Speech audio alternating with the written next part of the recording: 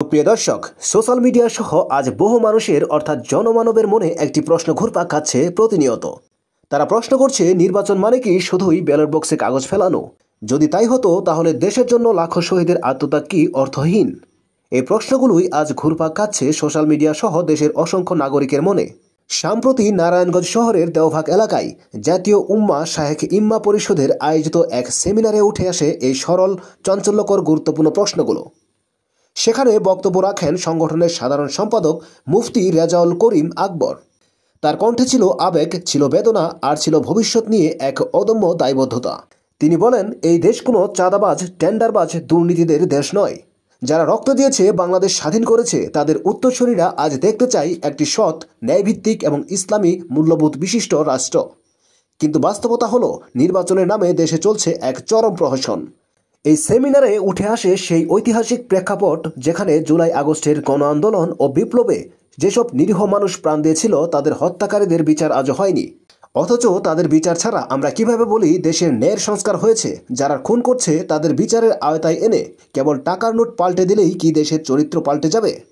একটি দেশের সত্যিকারের উন্নয়ন তখনই সম্ভব হয় যখন সেই দেশের নির্বাচন ব্যবস্থা হয় স্বচ্ছ, বিচার ব্যবস্থা হয় ন্যায়ের প্রতীক, আর প্রশাসন হয় জনগণের সেবক।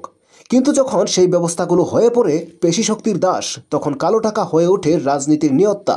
তখন সাধারণ মানুষের আস্থা হারিয়ে যায় এবং রাষ্ট্র হারায় তার প্রকৃত উদ্দেশ্য। এই দেশ সেই সব মানুষের যারা ইসলাম, দেশ ও মানবতার পক্ষে একক ও সম্মিলিত শক্তি হয়ে উঠতে প্রস্তুত। এই বক্তব্য ছিল কেবল সমালোচনা নয়, ছিল একটি আন্দোলনের ডাক। এবার ইসলামী মূল্যবোধের ভিত্তিতে সারা দেশে একটি বলিষ্ঠ জনমত তৈরি করতে হবে। ইসলামের ব্যালট বক্স হাতে নিয়ে আমরা ঘরে ঘরে যাব এবং গ্রামে গ্রামে ছড়িয়ে দেব আল কোরআনের আলো। এই বাংলাদেশে আল্লাহর বিধান প্রতিষ্ঠা করে ছাড়ব ইনশাল্লাহ। এই ধরনের বক্তব্য আমাদের মনে করিয়ে দেয়, রাজনীতি কেবল ক্ষমতার দখল নয়, বরং এটি হতে পারে জনসেবার এক সর্বোত্তম মাধ্যম। কিন্তু সেটা তখনই সম্ভব যখন আমরা আগে নিজেদের ভেতর দুর্বলতাগুলো সংস্কার করি। একটি জাতি তখনই উন্নত হয় যখন তার নেতা এবং নাগরিক উভয়ই নৈতিক ভিত্তিতে হয় মজবুত। তিনি এই সেমিনারে বারবার উচ্চারণ করেন, মূল সংস্কার শুরু হোক ন্যায় বিচারের মাধ্যমে। আগে বিচার হোক সেই সব রাজনৈতিক গণহত্যার যেগুলোর রক্ত আজও শুকায়নি।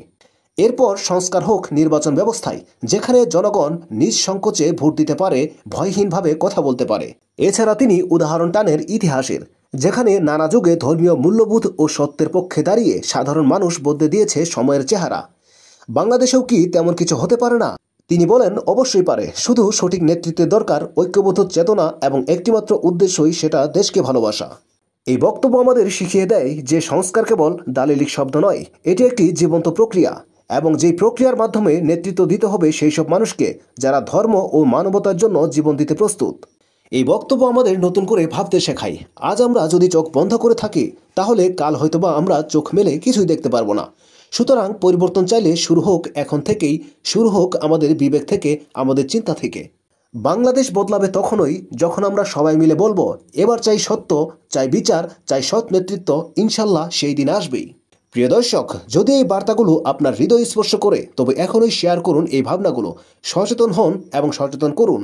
আর আমাদের সাথেই থাকুন, আমাদের চ্যানেলটি সাবস্ক্রাইব করুন এবং ফেসবুক পেজের সাথে ফলো করে দিন।